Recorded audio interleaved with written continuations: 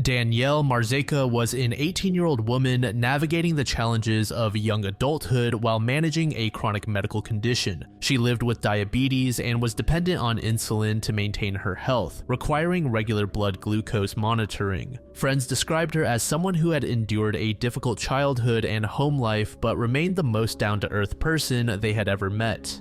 Danielle's early life was marked by tragedy. Her mother, Jill, died from a substance overdose in 2011 when Danielle was still a child. This loss profoundly affected the entire family and left Danielle to be raised by her father, Robert Sr., who struggled with alcoholism. Among her most treasured possessions were necklaces that had belonged to her deceased mother, items she never went anywhere without, carrying her mother's memory wherever she went. Danielle worked the night shift at National Coney Island, a local restaurant chain, alongside her boyfriend. Co-workers and friends knew her to be responsible and reliable. She was practically attached to her phone, constantly on social media, and carried her phone charger everywhere. This would later become a critical red flag when she suddenly went silent. Seren Bryan, Danielle's boyfriend, was 19 years old and worked alongside Danielle at National Coney Island. Though less information about Seren's background appears in court records, witnesses who testified during the investigation and trial described him as having a kind heart.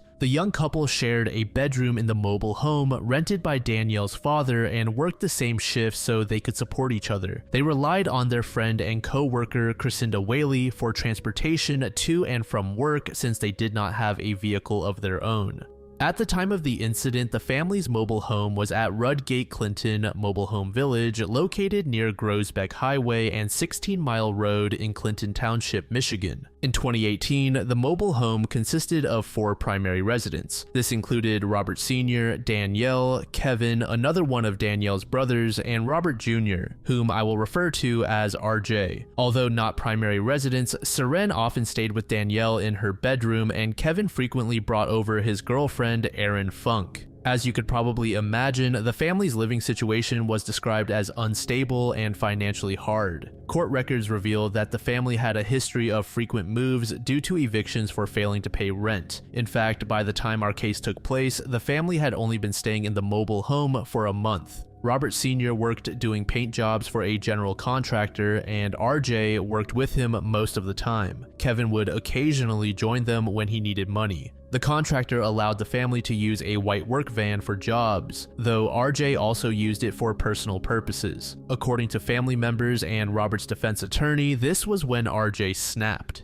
His mental health deteriorated significantly following his mother's death, beginning what would become a years-long struggle with severe mental illness. Robert Sr., meanwhile, struggled to cope with single parenthood while battling alcoholism. Friends of Danielle described Robert Sr. as a sad drunk who never got over having to raise his kids alone after Danielle's mom passed away. Multiple witnesses also noted that he was frequently intoxicated. While many siblings have contentious relationships, the dynamic between RJ and Danielle went beyond typical sibling rivalry into something darker and more disturbing. Friends reported that just weeks before she vanished, she had confided that RJ made her feel uncomfortable. In fact, when Danielle later went missing, one friend instantly suspected that RJ was involved. The case itself began on the night of August 22nd, 2018 as an ordinary work shift for Danielle, Seren, and their friend Crescinda Whaley. Their night shift typically started around 9 p.m.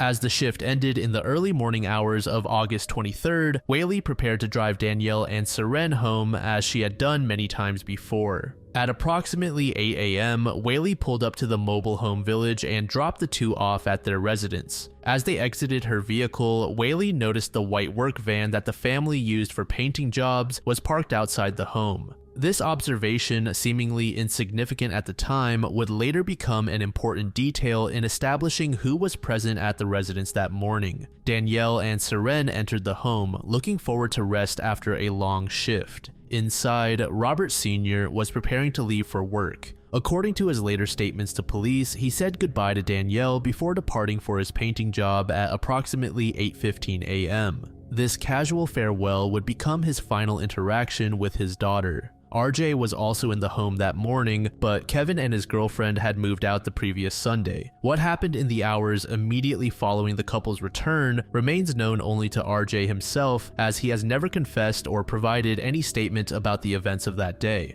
However, forensic evidence and phone records would later allow investigators to piece together a likely sequence of events. Phone records presented at trial established that RJ's cell phone received an incoming call at 10:13 a.m. while in the area of the family home. This detail places him at or near the residence during the critical window when Danielle and Seren disappeared. At 1:22 p.m., several hours after Robert Sr. had departed for work, RJ used his cell phone to call Shamrock Cab Company and requested a taxi. The taxi arrived, picked up RJ, and transported him to a Wendy's restaurant located at the corner of 15 Mile Road and Grosbeck Highway, approximately 2 miles from the mobile home. The taxi arrived at the Wendy's at 1:42 p.m. Why RJ had ordered a taxi was not immediately clear. He had access to the family's work van, yet he chose to use a cab. Just before calling for the taxi at 1:35 p.m., he had placed another phone call to Williams Carpet Care. After being dropped off at the restaurant, RJ did not remain there long. Instead, he walked to a nearby bus stop and boarded a public bus traveling down 15 Mile Road. He rode the bus for some distance before exiting at a Tim Hortons restaurant. From there, he crossed the street and apparently waited for his father to pick him up after his shift. The two men then drove back to the family home together, arriving around 5:30 p.m.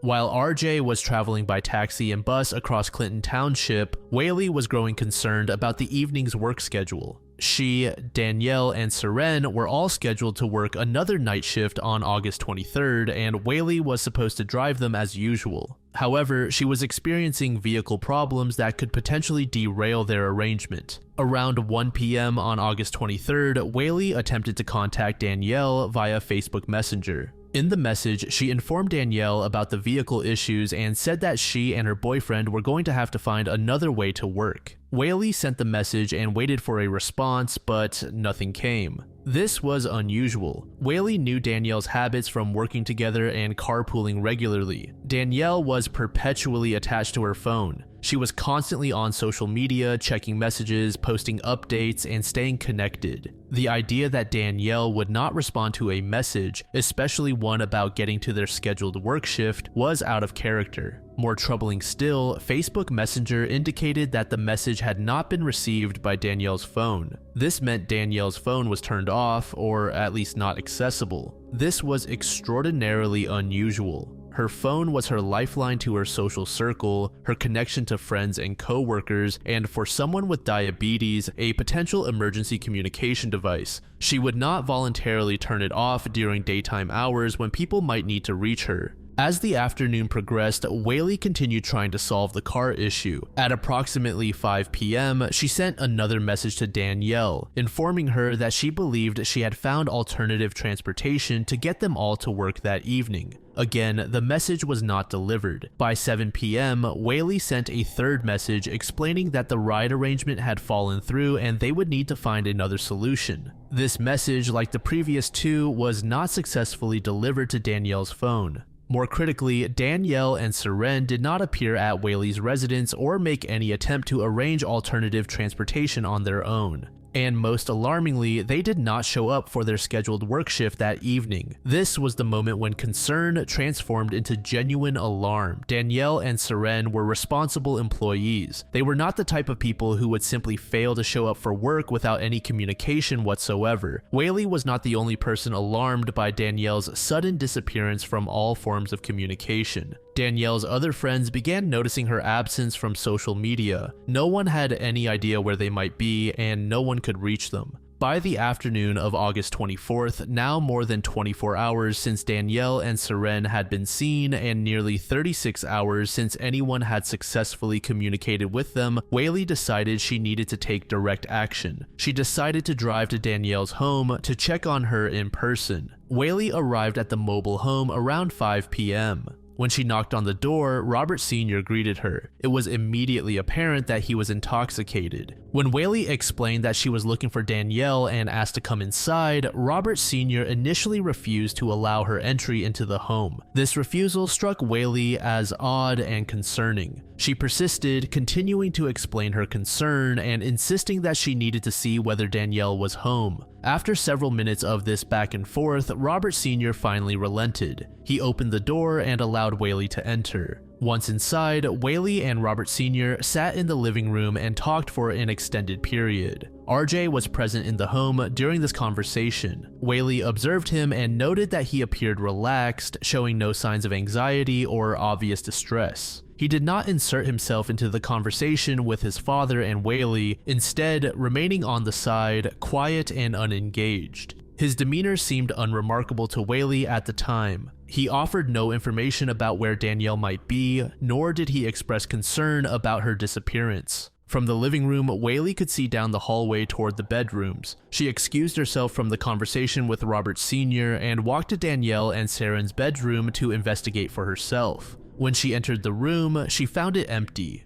The bedroom did not show obvious signs of violence or struggle. However, the room felt wrong to Whaley in ways she struggled to articulate but could sense instinctively. The room seemed more disorganized than Danielle usually kept it. Danielle had a certain way of maintaining her space, and this deviation from her normal habits was noticeable to someone who knew her well. More specifically, Whaley observed that the blanket and top sheet on the bed were not the ones Danielle typically used. This seemed like a minor detail, but it suggested that the bedding had been changed. Perhaps most tellingly, Whaley found Danielle's phone charger lying on the bed. This single object encapsulated everything wrong with Danielle's disappearance. Danielle carried her phone charger everywhere. The presence of it on the bed meant Danielle had left without it, something she would never voluntarily do. Combined with the fact that Danielle's phone was turned off and unreachable, this discovery painted a picture that grew more troubling by the moment. Whaley also noticed that pillows were missing from the bed. She remained in the home until 8 p.m., spending 3 hours there in total.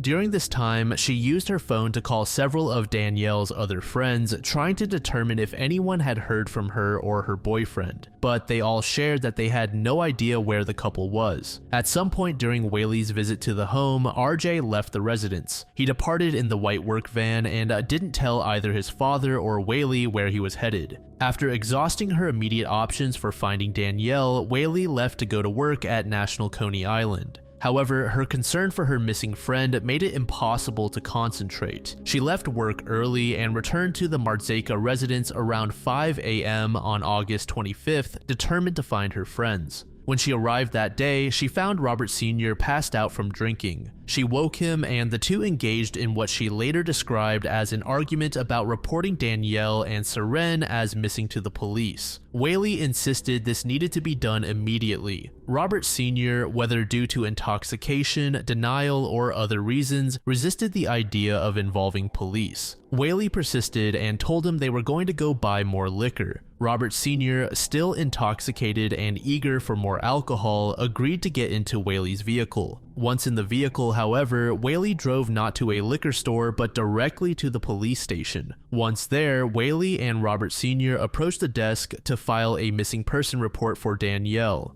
However, a complicating factor emerged during the process. It was realized that RJ had outstanding arrest warrants. If the police learned that Danielle lived at the family mobile home and began investigating that location, they would inevitably discover that RJ was living there as well, leading to his arrest on the warrants. Robert Sr. made a decision that would later strike investigators as deeply suspicious. He insisted that Whaley and he tell the police that Danielle and Saren lived with Whaley at her residence, not at the family mobile home. This false information was intended to direct the police investigation away from the actual location where Danielle had last been seen. Whether Robert Sr. made this decision solely to protect his son from arrest on warrants, or whether he had some other reason for misdirecting police, remained unclear. However, the false statement he provided to police would create complications for the investigation and raise questions about Robert Sr.'s involvement. The police at the station accepted the missing person report for Danielle, but informed Whaley and Robert Sr. that they could not file a report for Seren because neither Whaley nor Robert Sr. was related to him. That same day, another of Danielle's friends, Alison Mocheri, decided to take action. She gathered several other friends who were concerned about Danielle's disappearance, and the group went to the mobile home to conduct their own search for clues that might explain the situation. When the group arrived at the residence, Robert Sr. answered the door and allowed them inside. The friends entered the home and made their way to Danielle's bedroom to search for anything that might provide information about their whereabouts. Inside, they found additional personal belongings that the couple would not leave behind if they had left voluntarily.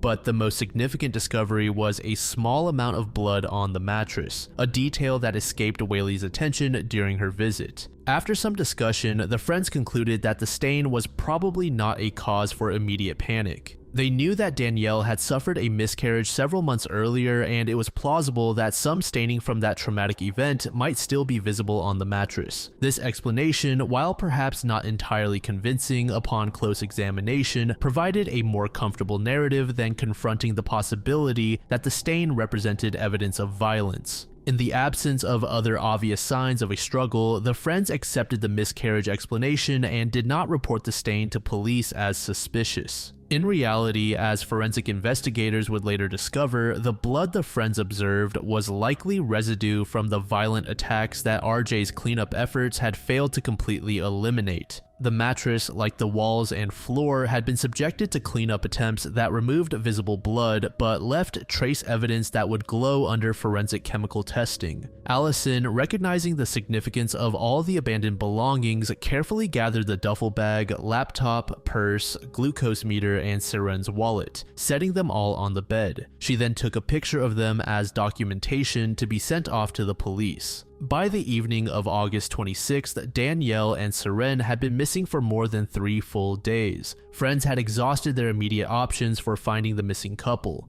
The police had a missing person report but limited information to work with given the false statement about where Danielle lived. That same day, Kevin and his girlfriend Erin returned to the family home after staying away for several days. RJ and the work van were not at the residence. There, Kevin, Erin, and Robert Sr. discussed the disappearance of Danielle and Seren. Around 6 p.m., Whaley and Erin took the items that Allison had found to the police station, then returned to the home. When Kevin went through Danielle and Seren's bedroom, he did not notice any blood or obvious signs of a struggle, nor did the room seem messier than usual, but something felt viscerally wrong to him. He checked the bedroom window and then went outside to examine the yard and the area around the residence. As he walked around the exterior of the house, he noticed something alarming: an inordinate number of flies swarming around the back of the shed. Stepping closer to the site presented an overwhelming stench.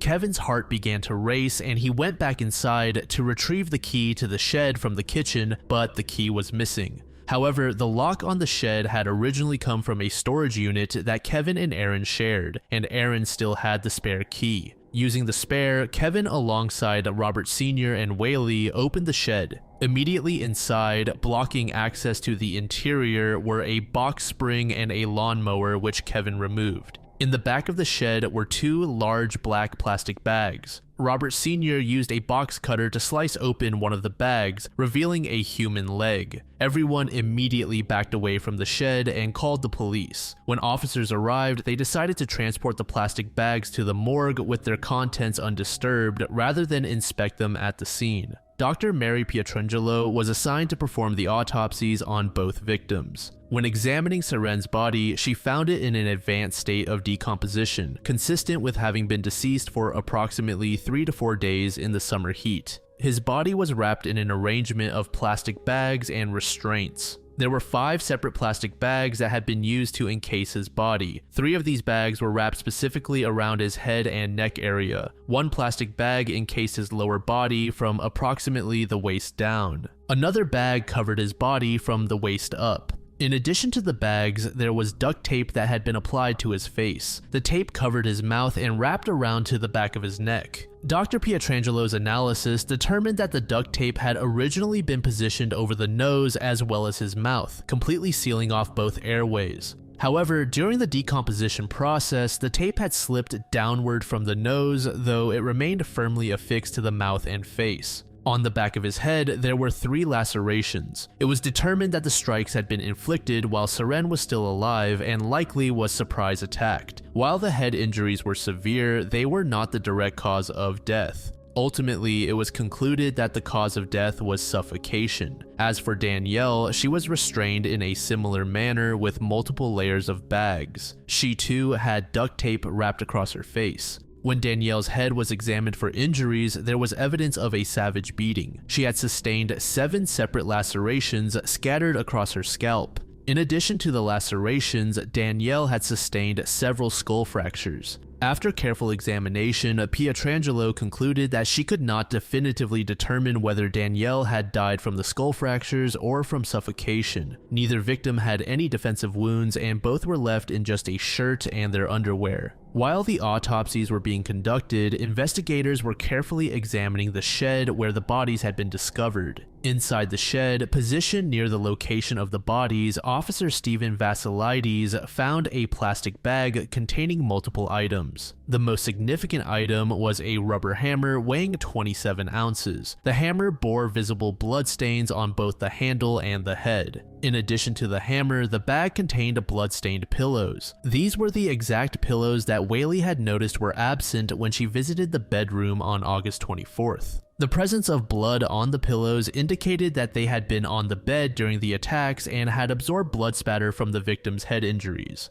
Bedding was also found in the plastic bag, including what appeared to be sheets that bore bloodstains. Most significantly, investigators discovered a fitted sheet that matched the bed in Danielle's room. Other items in the bag included Danielle's medical supplies such as needles, a makeup kit, and an empty roll of duct tape. As important as the evidence from the shed was, what investigators discovered inside the mobile home would prove equally crucial to building a case against the perpetrator. Investigators applied a chemical reagent called Blue Star to surfaces throughout Danielle's bedroom. The room, which had appeared relatively clean under normal lighting, glowed with blood evidence after applying Blue Star. Blood spatter was detected under a doily on the television stand, on the underside of a makeup station, and all over the floors and walls. Perhaps the most incriminating physical evidence was found in a concealed location that the average person would never think to search. Behind a panel in a walk-in closet near Danielle's bedroom, Officer Vassilides discovered items that had been deliberately hidden.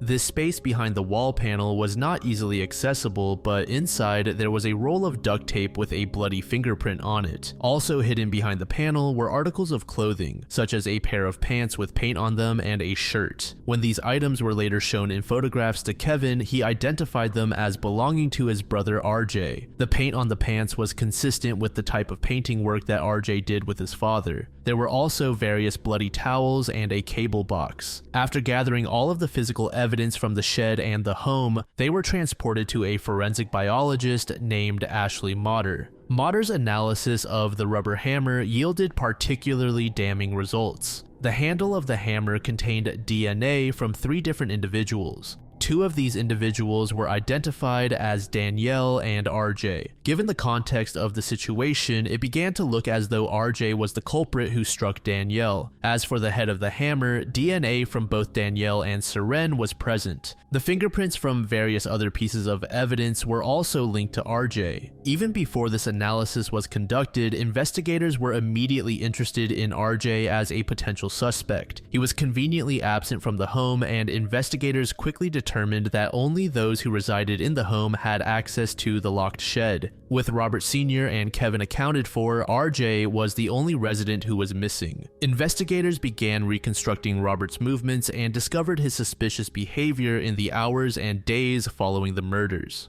At some point on or before August 26th, RJ checked into the Riverfront Inn and paid cash for a room. At 10:25 p.m., just hours before the bodies would be discovered, he made a call from his cell phone near the inn. When he vacated the room, he left behind a computer, a cell phone, and other miscellaneous items. Around 2 a.m. on August 27th, the family's white work van was spotted in Toledo, Ohio, and reported to police. The van was eventually located and seized from a market in Toledo. The investigation revealed that RJ had taken a Greyhound bus. On August 28th, he boarded the bus traveling from Toledo to Cincinnati, arriving at approximately 3:45 a.m. on August 29th. A critical break in the case came when a business in Ohio called police about the abandoned work van. U.S. Marshals described what happened next as good old-fashioned police work. Investigators from Detroit and Toledo went business to business, handing out flyers with RJ's photograph. Soon, another business called, saying they had seen him. Employees reported that a suspicious-looking guy in a wig and sunglasses had come in earlier. A tip then came in that RJ may have taken a bus to Cincinnati. Unbeknownst to RJ, Toledo police had already provided his photograph to Greyhound attendants, who reported him purchasing a ticket to police. Surveillance footage from the Greyhound station showed RJ at the terminal wearing the same wig, speaking to a teller. The teller remembered the conversation and told police that the suspect had asked for help finding a library. On August 29th, U.S. Marshals located RJ at the Cincinnati Public Library, where he was using the facility's Wi-Fi. According to reports, he was sitting at a computer playing a video game when authorities apprehended him. The arrest was made without incident. When arrested, he was wearing a blonde wig, hat, and sunglasses. He was using the alias Josh Bianco to avoid leaving a trail. He had also been using a reloadable charge card and paying cash for his purchases. Marshal Aaron Garcia commented on Robert's disguise, saying, "The disguise was horrible. Right when we saw him, we were like, that's him." Rather than helping him blend in and avoid detection, the obvious blonde wig and sunglasses made him stand out and drew attention. One report noted that while on the run, RJ was reportedly using dating apps to try to meet women. He waived extradition and was returned to Michigan to face charges. According to testimony from Kevin at trial, RJ was diagnosed in November 2011, the same year his mother died, with bipolar disorder, schizophrenia, and paranoia. He was 17 years old at the time. Over the 9 years between his diagnosis and the murders, he had been hospitalized several times due to erratic behavior, totaling approximately 3 to 4 weeks of inpatient psychiatric treatment. He had mentioned hearing voices at least once. He was prescribed Seroquel and lithium, two powerful psychiatric medications. Seroquel is prescribed to treat sudden episodes of mania and to decrease hallucinations, while lithium is prescribed to reduce the frequency and severity of manic episodes in patients with bipolar disorder. However, according to Kevin's testimony, his brother did not believe his diagnosis and therefore would not take the medications prescribed to him. This non-compliance with treatment meant his mental illness went largely unmanaged. The last time Robert was evaluated for psychiatric issues before the murders was in January 2018, approximately 7 months before he killed Danielle and Seren. Court records show that in February 2015, a mentally ill petition for forced hospitalization had been filed for RJ. However, this petition was ultimately dismissed or withdrawn, and he was not involuntarily committed. The petition was dismissed early in 2018. After he was charged with murder, the question of his mental state became central to the legal proceedings. On September 17, 2018, the district court ordered RJ to be evaluated by the Center for Forensic Psychiatry for both competency to stand trial and criminal responsibility, which is the legal standard for insanity. In December of the same year, he was formally found competent to stand trial. If you recall, I mentioned that RJ actually had outstanding warrants for his arrest prior to the discovery of his murders. Turned out, those warrants were charging RJ with several counts of first-degree premeditated murder. The trial took place in Macomb County Circuit Court before Judge James Biernat Jr. in November 2019. The trial lasted 5 days. Instead of arguing that RJ did not commit the murders, his defense attempted to convince the jury that the incident was not premeditated. In the end, RJ was found guilty of 2 counts of first-degree premeditated murder. He was sentenced on January 14, 2020, and received a life sentence without the possibility of parole. When Judge Biernat asked RJ if he wished to say anything before sentencing, he simply shook his head and said no. He offered no apology, no explanation, no expression of remorse. He simply refused to speak further. Judge Biernat then stated, "You don't have much to say, sir. I don't have much to say except that you're an evil man and you're going where you belong." On July 31st, 2020, after filing his claim of appeal with the Michigan Court of Appeals, RJ moved the trial court to either hold a Ginther hearing, which is an evidentiary hearing on ineffective assistance of counsel claims, or grant him a new trial. In November of the same year, the trial court denied the motion. With the killer behind bars, the question of why the murders were conducted still remains. He has never explained why he killed his sister and her boyfriend. He refused to speak at his sentencing. While no definitive motive has been established, investigators, family members, and observers have noted several concerning factors. Friends reported that Danielle had expressed discomfort around RJ, which could have stemmed from his severe, untreated mental illness. However, mental illness alone does not explain premeditated murder. 3 separate psychiatric evaluations all concluded that while RJ was mentally ill, he did not meet the criteria for legal insanity and understood right from wrong. Some have speculated about potential substance abuse issues given the mother's death from overdose and the father's alcoholism, but no evidence of RJ's substance or alcohol use at the time of the murders appears in the court record. Other theories, albeit highly speculative, involve jealousy, covering up prior abuse, or even incestuous desires.